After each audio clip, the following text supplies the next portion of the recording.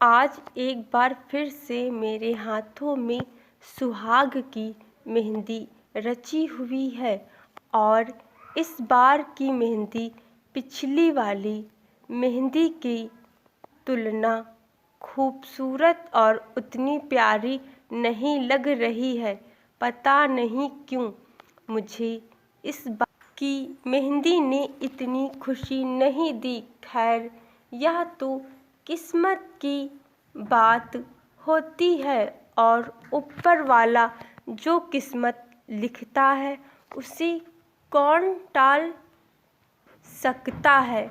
मेरा नाम दीप्ति है और कल मेरी शादी है और इस बार की जो मेरी शादी दूसरी शादी होगी, क्योंकि एक बार मेरी शादी पहले हो चुकी थी और उस शादी को लेकर के मैंने जो अपने जीवन में बहुत कुछ सहन किया था और फिर मैंने वहाँ से पूरा रिश्ता ही ख़त्म कर दिया था और फिर मुड़कर भी न देखा था। और जिस लड़के से मेरी शादी हुई थी वह लड़का पैसे में तो बहुत अमीर था, पर दिल का अच्छा इंसान नहीं था।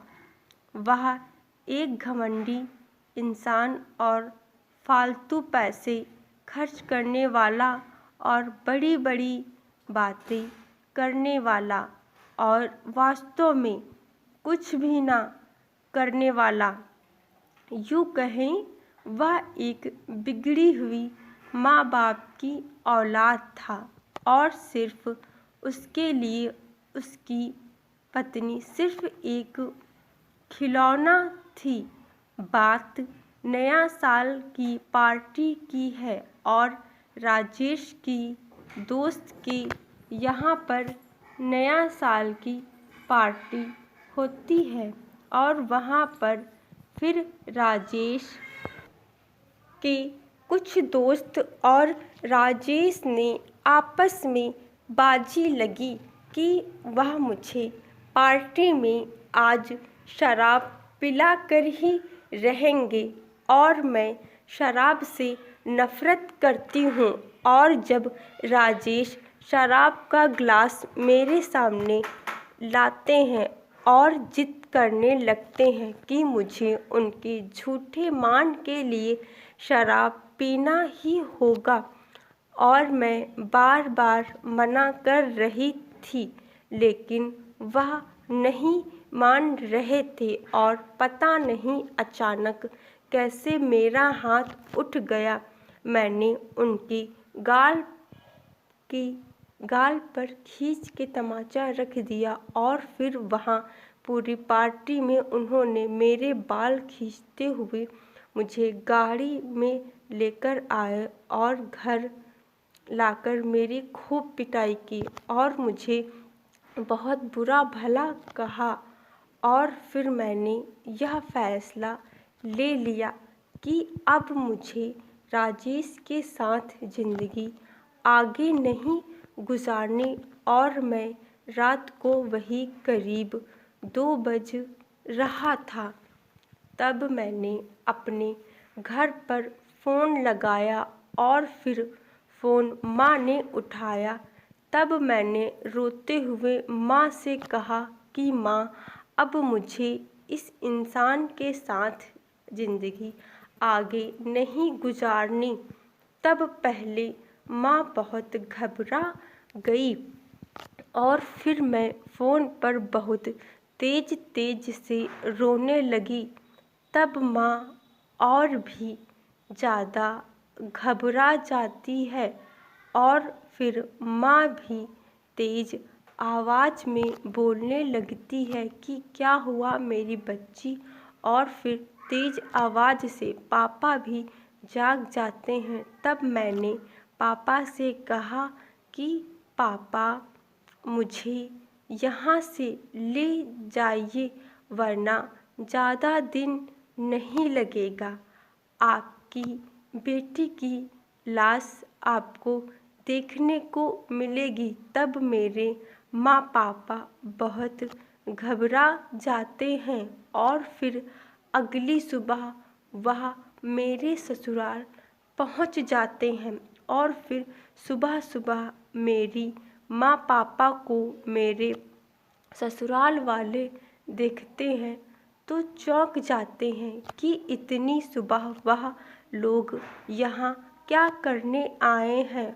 और फिर मैं रात को ही अपने सारे बैग पैक कर लिए थे और जैसे ही मेरी माँ पापा आए और मैं अपने कमरे में गई और फिर जब मैं कमरे से अपनी बैग लेकर आ रही थी तब मेरी सासू माँ आती हैं और कहती हैं, बहू तुम कहाँ जा रही हो। और फिर मैं उनसे कहती हूँ कि मुझे अब इस घर में नहीं रहना है क्योंकि आपका बेटा मेरे लायक नहीं है। तो मैं शादी तोड़कर अपने घर जा रही हूँ और आपके बेटे को बहुत जल्द ही तलाक के कागजात भी मिल जाएंगे। और फिर मैं इतना कह कर के अपने मम्मी पापा के साथ अपने घर आ जाती हूँ।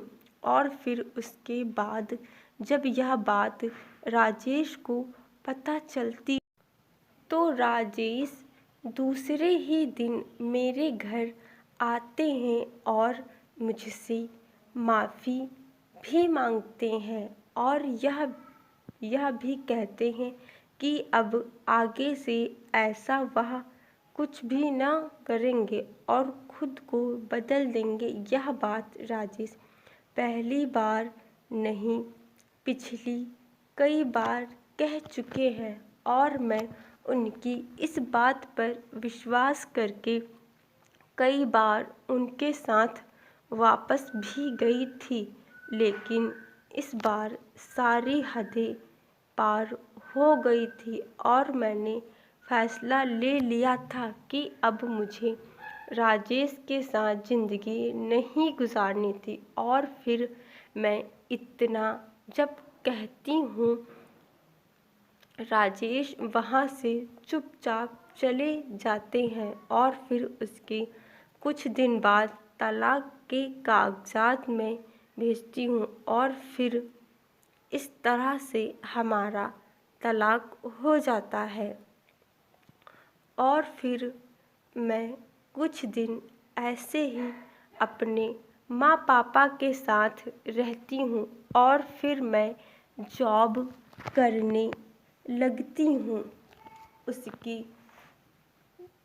बाद मेरी लाइफ मानो फिर से पहले की तरह हो गई थी जैसे शादी के पहले हुई थी। और फिर उसके बाद वक्त बीतता गया और मेरे माँ पापा दिन पर दिन बूढ़े होते गए और मैं अपने माँ पापा की इकलौती संतान थी। और फिर एक बार फिर से मेरी माँ पापा ने मुझसे कहा कि मैं शादी कर लूँ। फिर मैंने उनसे साफ मना कर दिया। फिर जैसे जैसे वक्त बीत गया और फिर दिन पर दिन मेरे माँ पापा को मेरी चिंता सताने लगी कि उनके न होने पर मेरा ख्याल कौन रखेगा और मैं इस इतनी बड़ी दुनिया में अकेले कैसे ज़िंदगी जीऊँगी। और फिर मेरी माँ पापा मुझे शादी करने के लिए बार बार कहने लगते हैं और फिर कहीं ना कहीं मेरे मन में भी ख्याल आता है कि अगर आज मेरे माँ पापा हैं तो मुझे किसी की ज़रूरत नहीं, लेकिन ज़िंदगी का क्या भरोसा कब कौन से मोड़ पर ले आए। तो मैं भी बहुत सोच समझ फिर दूसरी शादी के लिए हाँ कह दी। और इस बार मेरी शादी जो रोहन से हो रही है, और रोहन मेरे पापा के दोस्त का बेटा है। और फिर इस तरह से हमारी सगाई होती है, और फिर 1 महीने के बाद शादी का मुहूर्त निकाला जाता है। और जब हमारी शादी होती है तो शादी के 1 दिन पहले मेरे हाथों में मेहंदी रची होती है। और फिर मुझे अपनी पहली वाली शादी की मेहंदी याद आती है। हाँ, इस बार की जो मेहंदी है पहले वाली मेहंदी की तरह नहीं, लेकिन क्या किया जा सकता है। ज़िंदगी कब कहाँ कैसे मोड़ पर ले आए यह कोई नहीं जान सकता। और फिर वह दिन आ जाता है जिस दिन हमारी शादी होती है, और फिर हमारी अच्छे से शादी भी हो जाती है, और मैं खुशी खुशी एक बार फिर से अपने ससुराल आ जाती हूँ। तो इस तरह से हमारी ये कहानी ख़त्म होती है। आशा करती हूँ कि आप लोगों को ये कहानी ज़रूर पसंद आई होगी, और मेरे चैनल पर नए हैं तो चैनल को प्लीज़ सब्सक्राइब कीजिएगा, और वीडियो को लाइक कीजिएगा। कमेंट सेक्शन में ज़रूर बताइएगा कि आप लोग को ये कहानी कैसी लगी। और ऐसे ही आप लोग अपना प्यार और सपोर्ट मेरे चैनल के साथ बनाए रखिए, ताकि मैं और अच्छी सी कहानियाँ लाती रहूँ। और कमेंट सेक्शन में ज़रूर बताना कि आप लोग को ये कहानी कैसी लगी, क्योंकि लाइफ का कोई भरोसा नहीं, किस मोड़ पर आपको लाकर खड़ा कर दे। तो ज़िंदगी हमेशा खुशी से जिए। लाइफ में जो भी पल एंजॉय करने को मिले बिल्कुल एंजॉय करें, हंसते रहे, मुस्कुराते रहे, हमेशा खुश रहें, स्वस्थ रहें। और हम लोग बहुत जल्द ऐसी ही किसी कहानी के साथ नेक्स्ट वीडियो में मिलते हैं। थैंक यू सो मच, बहुत बहुत धन्यवाद, शुक्रिया, bye bye and take care.